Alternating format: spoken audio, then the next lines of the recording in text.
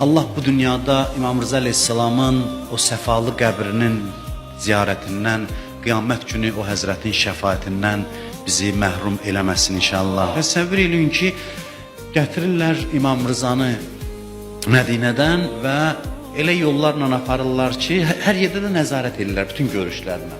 Nişapura çatanda səs yayıldı ki, İmam Rıza gəlir bu şəhərə. Bu məsciddə indi burada toplaşan adamlardan neçə dəfə artıq. Bəlkə də məsələn 10 minlərlə adam toplaşıb, qələm əlində oturub ki, nə bəlkə bir söz desin, onu qeyd eləyək İmam Rıza. İmam Rıza da əzəmətlə Kəzavərin üzərində gəlir və insanlar da oturub gözləyir ki, indi nə deyəcək. Deyir, dayanır, Kəzavənin pərdəsi çəkilir, İmam Kəzavənin üzərindən bu sözü deyir, bir neçə cümlə sözü deyir və sonra yoluna davam edir. Deyir, mən atam Musa ibn Cəfərdən, o atası Cəfər ibn Muhamməddən, o atası Muhammed ibn Əlidən, o atası Əli ibn Hüseyndən, o atası Hüseyin ibn Əlidən, o qardaşı Həsən ibn Əlidən, o atası Əli ibn Əbu Talibdən, o qardaşı Peyğəmbərdən, Peyğəmbər də Cəbraildən, Cəbrail də Allahdan nəql eləyir ki, Allah buyurur, kəlimətü la ilahə illallah hisni, fəmən dəxələ hisni əminə min əzabi.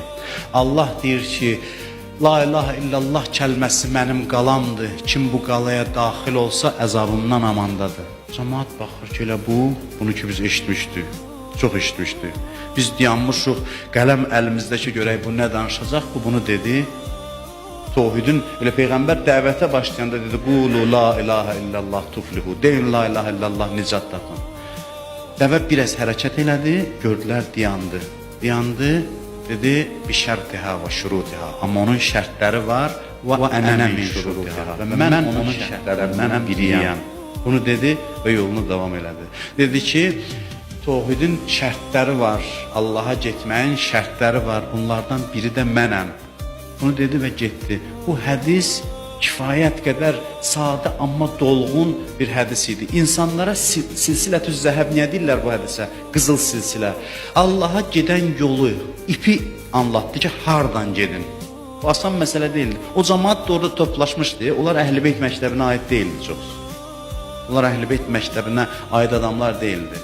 O silsiləni xatırlatdı. Tohidi deyən kimi dedi, mən tohidin şərtiyəm. Bu balaca iddia deyil. İndi imamət haqqında cild kitab yazılıb bizə adı gəlir ki, hə, imamətsiz tohid olmaz. Bu özünə deyir ki, Allaha inanmağın şərti mənəm.